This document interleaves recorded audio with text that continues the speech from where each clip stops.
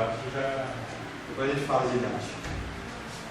Já é gente. Glória a Deus, a paz seja convosco. Amém. Mais uma vez estamos reunidos para tratar sobre as bem-aventuranças. Cada vez que passa, fica mais amarga.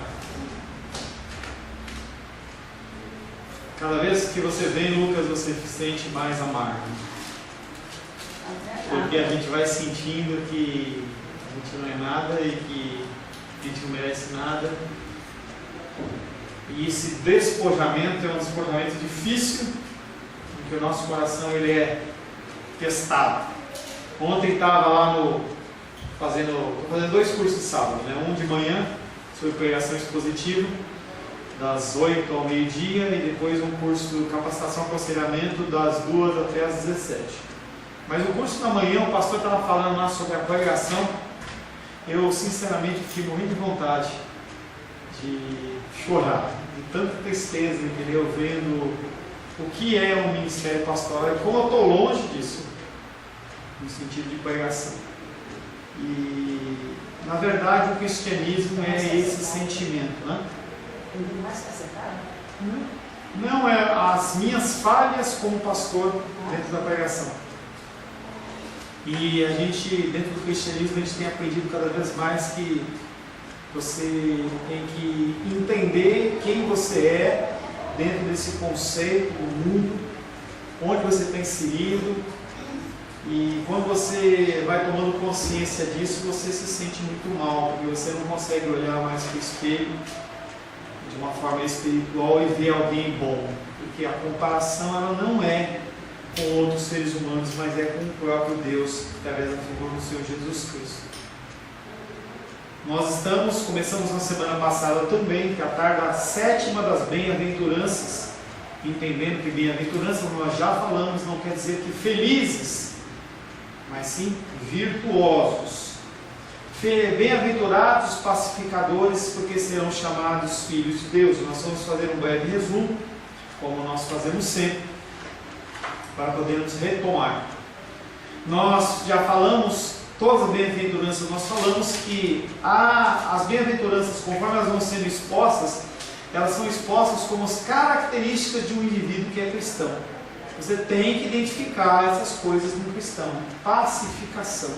E conforme eu estava lendo e preparando esse material, eu me encontrei em umas situações porque a palavra ela nos confronta.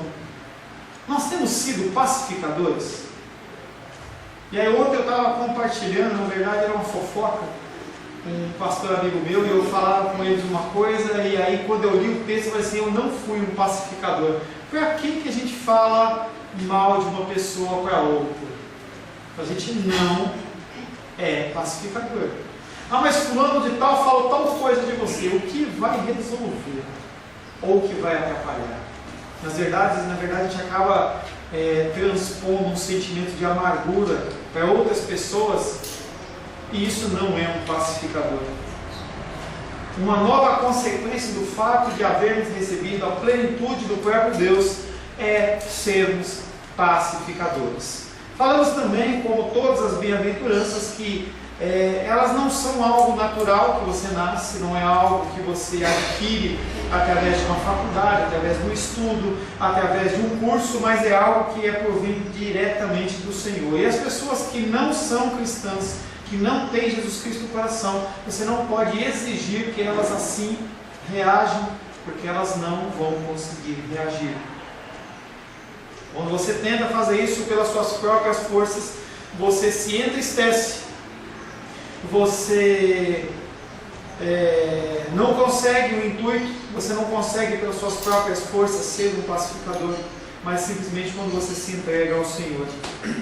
Falamos que essa bem-aventurança foi dada para os judeus, em especial no capítulo 5 de Mateus em diante. Os judeus eles ficaram chocados porque aquilo era um ensino totalmente diferente, porque eles esperavam que o Cristo que viesse era um Cristo militar, um Cristo que iria livrá-los do domínio militar romano. E Jesus Cristo fala, não, vocês não estão entendendo nada, o meu reino não é esse reino, o meu reino é um reino diferente, o meu reino não é um reino desse mundo. E aí nós começamos a analisar, na semana passada, por que tem tanta guerra, tanta contenda, tanta discussão. Se você for lá no tribunal, lá no judiciário, você vai ver quantas ações já tiveram, estão rodando e quantas ainda vão ser abertas. Por que as pessoas elas não conseguem resolver as suas causas de uma maneira pacífica?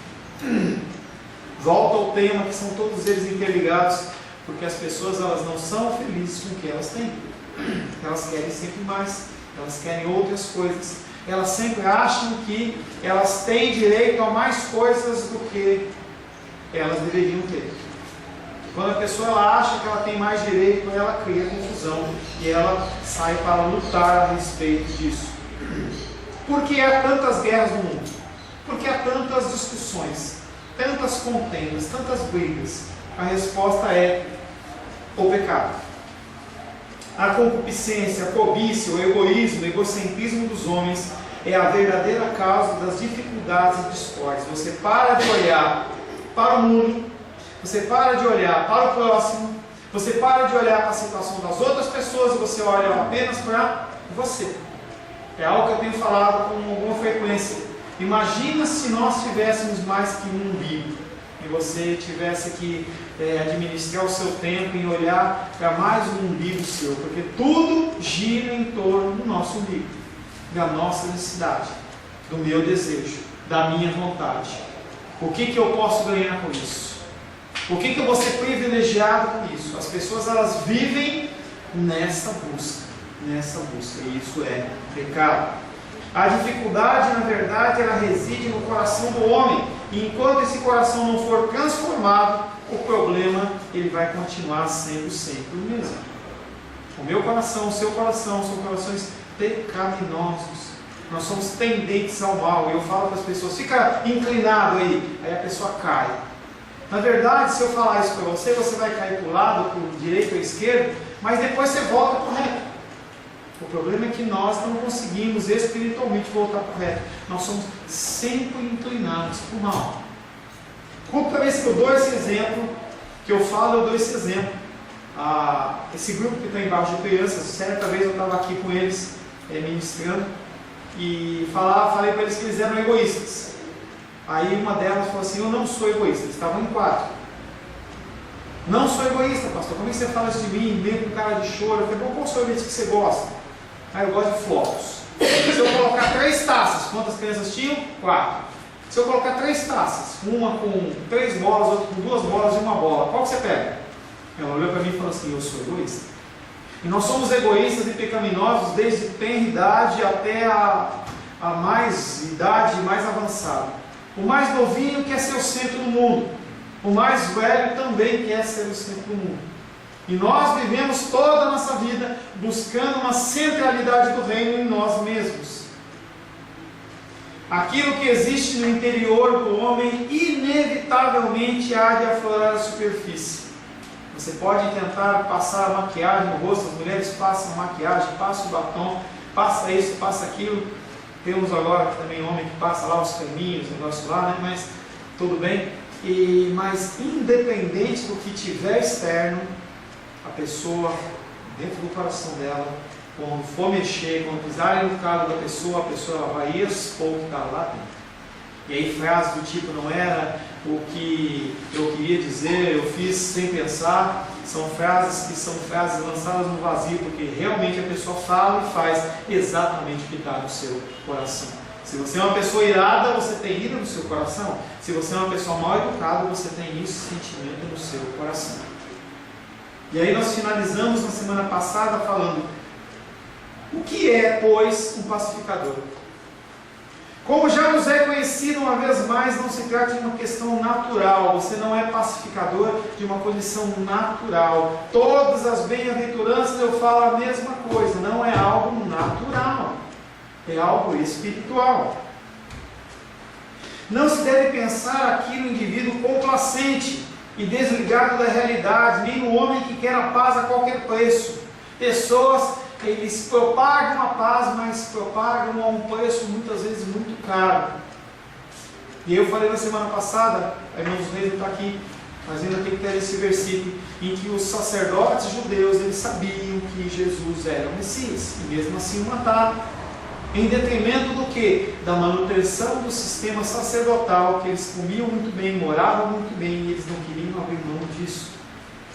Não está em foco o homem que diz, dou qualquer coisa para evitar conflitos. Pessoas falam assim, olha, faço qualquer coisa para não entrar numa discussão. A pessoa abre mão de direitos, a pessoa faz coisas que são inclusive ilícitas para não entrar no conflito. Ó, tal situação, entendeu? Não, eu vou tentar mediar aqui. Estava vendo um filme ontem em que uma mulher, ela trabalhava com um soldado lá da SS nazista, e aí aconteceu uma série de situações que várias pessoas morreram, e aí havia um grupo de mulheres que estava sendo acusada de 5 ou 6, e uma decidiu falar a verdade. As outras já tinham feito um acordo lá, não sabemos, não tem nada a ver. Quando você se coloca a campo para tentar falar a verdade, você incomoda. E é você simplesmente mentir para que uma situação ela fique acomodada, não é uma situação, não é uma decisão cristã, não é uma decisão verdadeira. Não está em foco a pessoa que diz, dou qualquer coisa para evitar conflitos. Portanto, se alguém é pacificador, nem sempre a pessoa ela é um apaziguador. É possível uma guerra ser adiada mediante o apaziguamento? Sim. Coisas são concedidas, direitos são dados, mesmo que sejam prejudiciais a um grupo de pessoas. E geralmente isso envolve a necessidade de fazer algo errado, o que é injusto e errado, somente para evitar o choque. E as pessoas elas fazem as contas matemáticas. Bom, eu para conseguir tal benefício nessa guerra, eu vou ter que investir 100.000 vidas humanas, mas vale a pena, porque a gente vai ter um retorno tal, e as pessoas elas contabilizam o ser humano, situações e sofrimentos, como se fossem moedas de troca, e isso não é possível, não é aceito. Ora, não se estabelece a paz meramente evitando um conflito armado, pois não há solução real ao problema. Nossos conflitos e o aconselhamento bíblico, a pessoa está com um problema e ela precisa resolver. Atendo em torno de 10 a 12 pessoas por semana, e as pessoas elas vêm com as suas dificuldades, vêm com os seus problemas, mas quando você começa a confrontá-las em relação à situação que elas mesmas criaram, a pessoa ela não aceita. Elas preferem entrar nos gabinetes dos psicólogos, dos psiquiatras, e ficarem semanas, meses, anos, falando dos seus problemas e tendo o seu coração acalmado, e que você conforma a situação para que você viva com aquela dor e dificuldade, põe a culpa em todo mundo. Você está com um problema de homossexualismo, você seja homem, isso é antigo, né? Agora está liberado. Seja homem, seja mulher, no período normal de noite você se transveste, vira uma drag queen, está tudo bem. Você tem esse problema, esse desvio dentro da sociedade, você viva de uma maneira correta, mas depois, quando ninguém estiver vendo, você deixa extravasar os seus desejos, suas vontades. Os consultórios psicológicos tratam em acomodar o seu ser. Quando você vem com um aconselhamento bíblico, que a pessoa começa a expor as coisas que você está errado, muitos não voltam. Muitos não voltam. Assim sendo, o que é um pacificador? Será que é uma pessoa que acomoda como psicólogo? Ou será que é uma pessoa que aconselha biblicamente para que as coisas sejam corrigidas, independente da dor e da dificuldade? O pacificador é uma pessoa de quem devem ser atribuídas duas coisas básicas. Primeiro, passivamente falando, podemos dizer que o pacificador é um indivíduo pacífico. Nossa, parece uma redundância. A pessoa que ela é um apaziguador, que é um pacificador, ele tem que ser pacífico. Ela não pode ser iracundo, não pode ser uma pessoa explosiva, não pode ser uma pessoa pavio curto, uma pessoa que fala o que quer, que tem papas, não tem papas na língua, não leva desaforo para casa. Um pacificador é uma pessoa pacífica. Ativamente falando, esse indivíduo é alguém que procura estabelecer ativamente a concórdia. Você vê situações e você quer que as coisas elas se resolvam. Tal pessoa não se contenta em deixar em paz os bicudos. Bom, estou vendo os caras discutir, eu vou sair daqui para eu não entrar nessa confusão. Não, A pessoa ela entra na confusão para auxiliar, para que as pessoas possam entrar em concordância. É um ser humano que deseja a paz e está disposto a fazer tudo quanto for possível para que a paz seja instaurada e mantida, desde que sejam coisas lícitas, desde que sejam coisas corretas. Esse homem busca agir ativamente para que haja paz entre homem e homem, grupo e grupo, nação e nação. Às vezes a gente vê naqueles filmes situações de sequestro ou situações de assalto a banco em que tem reféns e aí o negociador ele começa a negociar. Olha, primeiro você negocia tal coisa, primeiro você me faz aquilo, e aí você me libera uma pessoa. Não, mas eu quero que você me dê um carro, você me dê isso, e começa todo um padrão, um esquema de negociação. Mas algumas vezes pessoas elas são sacrificadas para em detrimento de outras. Às vezes o cara fala assim, não, pode matar, mas não vamos liberar, você não vai fugir com dinheiro, não. Teoricamente a paz ela vai ser estabelecida na marra, mas é o correto? Esse homem busca agir ativamente para que haja paz entre homem e homem, grupo e grupo, nação e nação. É óbvio, por conseguinte, que podemos argumentar que o pacificador é um homem que se preocupa, em última análise, com o fato de que todos os homens estejam em paz com Deus. E aí o conceito de amar a Deus sobre todas as coisas, o próximo como a ti mesmo, é o sentido de você estabelecer a paz, não para que você ganhe algo em troca, não para que alguém seja beneficiado, mas sim que o nome de Deus seja glorificado. Uma audiência de separação ou de divórcio entre marido e mulher, de uma maneira, dentro de uma discussão, começa aquela discussão, mas será que é o certo? Será que não é o certo? Só temos que acabar isso, temos que resolver de alguma maneira. Será que Deus é glorificado? Aí está o retrato essencial do pacificador, alguém que não somente não provoca conflitos, isso é a primeira coisa. Você não pode ser uma pessoa que provoca conflitos. E eu me vi ontem proclamando conflitos quando eu fiz um comentário com o pastor de algo que eu tinha visto. A nossa boca ela tem que ser fechada, a nossa língua ela tem que ser controlada. Primeira coisa, a pessoa não provoca conflitos, mas que tudo faz a fim de estabelecer a paz. É claro que isso envolve a presença de uma nova natureza no ser humano. Somente um homem dotado de um coração limpo pode ser um pacificador. Como que a pessoa ela pode tentar ser pacificador com as suas forças, com o seu jeito, se ela continua tendo um coração voltado apenas para si mesma? Você olha a figura de Estevão, que morreu apedrejado e estava defendendo os valores cristãos. E no último suspiro de vida, ele olha e pede para que Deus abençoe aqueles que estavam matando ele. Olha para a figura de Jesus Cristo, que crucificado, nu, na frente de todo mundo, sendo escarnecido. Olha para aqueles homens e fala: Deus perdoa porque eles não sabem o que fazem. Nós estamos estudando à noite no Evangelho de João, em que o Senhor acabou de alimentar toda aquela multidão de 20 mil pessoas, 5 mil homens, mas a gente estima em torno de 20 mil pessoas no total, em que depois Jesus olha para eles, aqueles homens, e fala assim: eu estou vendo o coração de vocês, independente do que aconteça aqui, vocês não creem. Se a pessoa não tem um coração novo, ela não consegue entender, ela não consegue agir. Somente o homem dotado de um coração limpo pode ser um pacificador. E isso porque, como você deve estar lembrado, já vimos que o indivíduo não é dotado de um coração puro. Você não nasce com um coração puro, não mais a criança, mas o bebê. Bebês são seres que desde pequeno já mostram todo o seu egoísmo. Porque se você não satisfaz a vontade dela, não limpa, não alimenta, não brinca com ela. A gente vê vídeos na internet, pessoas que, olha meu filho acordado 3 horas da manhã. Estava vendo um filme em que a menina de 13 anos, a mãe falou assim: eu preciso conversar com você. Não estou com vontade. Virou as costas e foi embora. E a mãe ficou com aquela cara de paçoca. Não fez nada.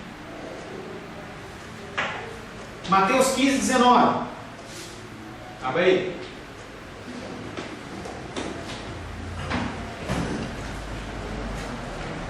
Mateus capítulo 15, verso 19. Leia aí para nós, Lucas. Estou procurando aqui agora. Não tem problema, espera. Mateus 15, 19.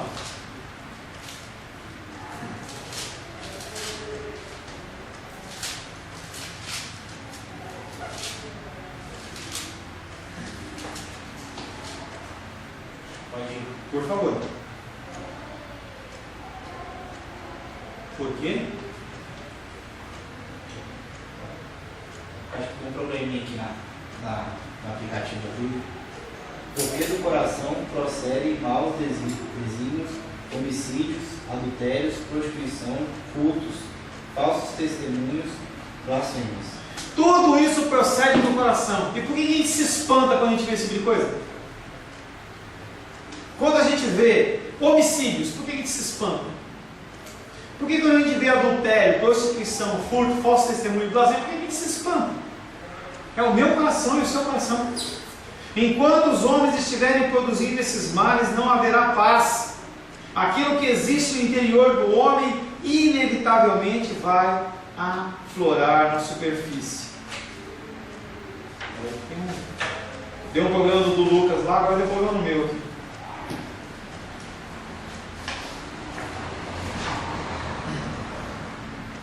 O que nós temos que fazer com o nosso coração? O coração ele precisa ser expurgado de todas essas misérias, ele precisa ser limpo.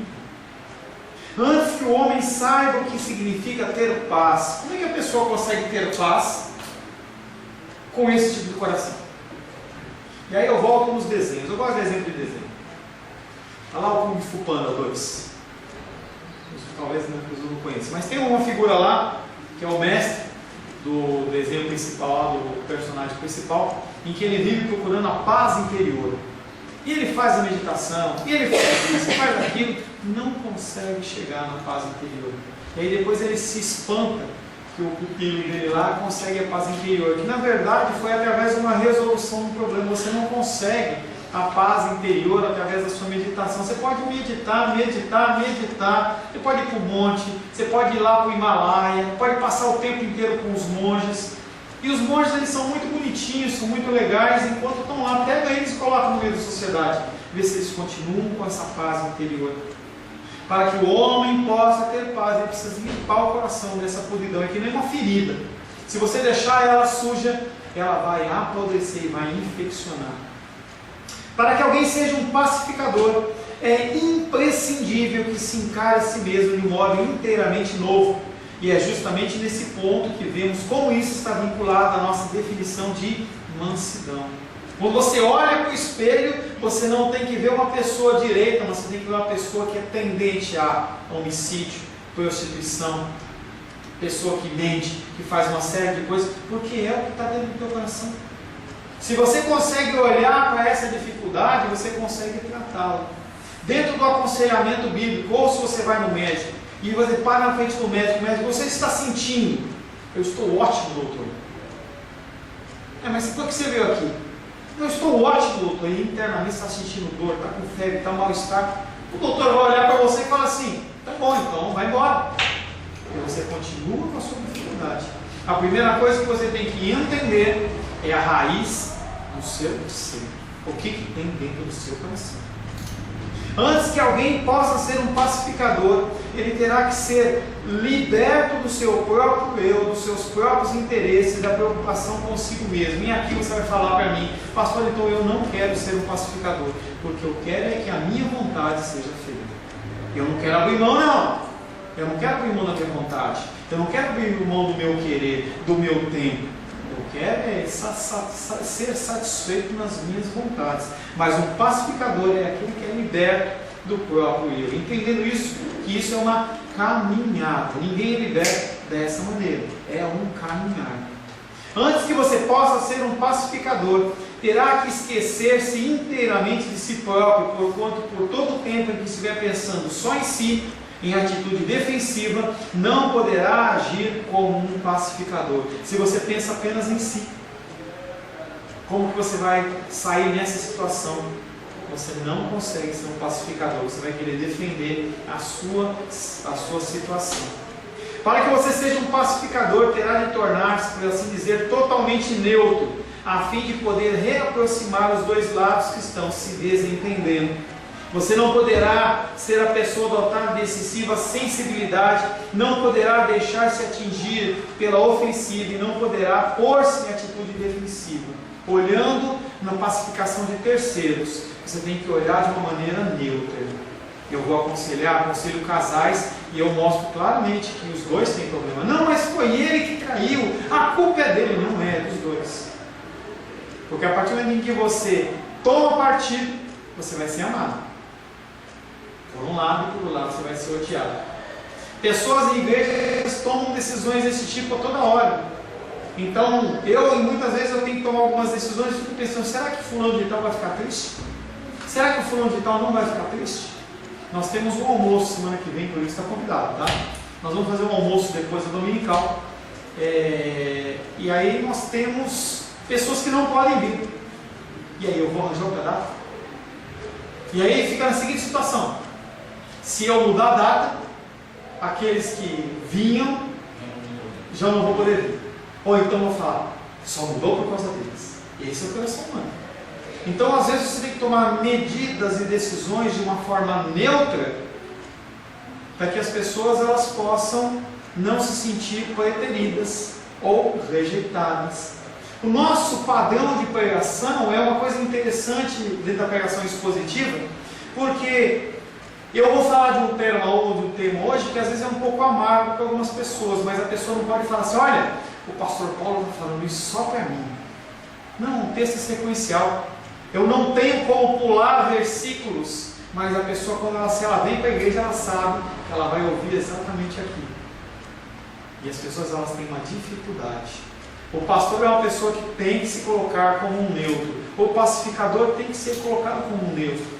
Um sacerdote do lar, o homem, ele tem que ser colocado como tem que ser uma pessoa neutra.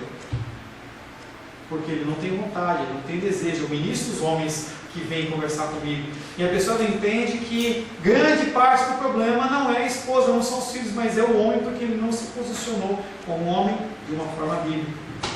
Se você permitir esses empecilhos na sua vida, que empecilhos? Olhar para o seu eu, ser dodói, querer tomar partido, você não pode ser ou não será um pacificador. O pacificador é o indivíduo que não fica sempre encarando tudo em termos dos efeitos que as coisas possam exercer sobre ele. Se você pensa dessa maneira, você vai tomar partido. Nós não temos esse problema na nossa igreja hoje, mas a gente vê em muitas igrejas. Às vezes as pessoas elas entregam uma contribuição, um dízimo alto, mas começam a agir de uma maneira errada. E a pessoa olha e fala, se eu chamar a atenção da Bené, que entrega um dízimo alto, e ela ficar brava comigo, ela vai parar de dar o sair da igreja. Então o que eu faço? Eu penso primeiramente em mim e não na vida espiritual dela. Ora, não consiste nisso toda a dificuldade firmemente implantada na nossa natureza. O que nós vamos ganhar com isso? Consideremos todas as coisas conforme elas nos afetam. Que reação isso poderá causar em mim? O pacificador não pensa assim. O que tudo isso significa para mim? Também não pensa assim. No instante mesmo em que começamos a pensar assim, surgiu a necessidade de se entrar em guerra, porque todas as demais pessoas estarão fazendo a mesma coisa. Rádio é uma coisa legal de dizer. Vamos colocar uma rádio na igreja. Imagina uma igreja maior e nós vamos ter que colocar um som ambiente. Eu gosto de ouvir a rádio A, você gosta de ouvir a rádio B. A outra gosta de ouvir a rádio C. Isso acontece muito no trabalho. Conflito eterno, porque cada um quer o seu desejo. Eu fiz isso muito quando jovem. As pessoas passam com som altão e as pessoas parecem que querem propagar e difundir. Olha, eu estou ouvindo a minha música e você também tem que gostar da minha música. E a pessoa para lá no som 30, 40, nem está entendendo o que está se falando, mas todo mundo tem que ouvir a voz e ouvir aquilo que está acontecendo. No instante, mesmo que começamos a pensar assim, surgiu a necessidade de se entrar em guerra, porquanto todas as demais pessoas estão fazendo a mesma coisa. Entenda que todo mundo quer ser satisfeito nas suas necessidades, inclusive você. Essa é a explicação para todas as discórdias. Cada indivíduo envolvido olha para a questão do ponto egocêntrico. Você olha sempre para aquilo em uma ótica em que você vai ser beneficiado ou não. Estou sendo tratado de maneira correta? Meus direitos estão sendo observados? Os que assim argumentam não estão preocupados com as causas que lhe compete defender, e nem com alguma grande realidade que unifica a todos, seja a igreja, seja a sociedade, seja alguma organização. Pelo contrário, cada um diz: como é que isso me está atingindo? O que isso está fazendo contra mim? É sempre assim que a gente age. É assim que é as confusões. Você está namorando, você está noivo, você está casado, você está trabalhando, discussão no trânsito, o cara te fechou. O que isso afetou em mim? E aí eu vou reagir desta maneira. Ora, essa é a atitude que sempre conduz ao desentendimento, às disputas e aos conflitos, sendo diametralmente oposta à do pacificador. Se você olha para as situações sempre segundo a sua ótica, sempre vai dar confusão. Portanto, a primeira coisa que devemos dizer acerca de um pacificador é que ele tem uma visão inteiramente nova de si mesmo. Ele já se viu a si mesmo tendo tomado consciência que, em certo sentido, o seu eu, tão miserável e desgraçado, não merece atenção. E nós tratamos muito nisso em mansidão. Será que a pessoa agiu dessa maneira comigo? Será que eu não merecia coisa melhor? Ou será que o cara falou e foi pouco de mim? Parece que é uma atitude da pessoa se diminuir, mas na verdade não é uma questão de você se diminuir, sim uma questão de você ver quem realmente você é. E conforme nós lemos naquele versículo, no coração procedem assassinatos, adultérios, mentiras, blasfêmias, e é o que o meu coração e o seu coração merece não, expressa. E quando nós somos tratados de uma maneira qualquer, se você mede segundo o teu coração, você vai olhar e falar: eu acho que eu merecia mais. E aí a situação ela para de ser você no centro para ser uma situação diferente, talvez o próximo no centro. E aí pode haver algum tipo de concordância. Amém? Feche seus olhos. Senhor, em nome de Jesus, nós apresentamos o nosso coração na Tua presença. Nosso coração que é um coração pecaminoso, um coração que precisa da Tua ação, da Tua concordância, do Teu amor, Senhor. Que nós possamos ter o nosso coração transformado na medida da Tua graça, na medida do Teu amor, Senhor. Nos ensina a sermos segundo a Tua vontade, segundo o Teu querer. Que nós possamos ser pacificadores, que nós possamos ser pessoas, Pai, que olhamos, Pai, que para as situações não buscando no que seremos privilegiados, mas que nós possamos glorificar o Senhor em todas as coisas, Pai. Nos abençoa, em nome de Jesus. Amém.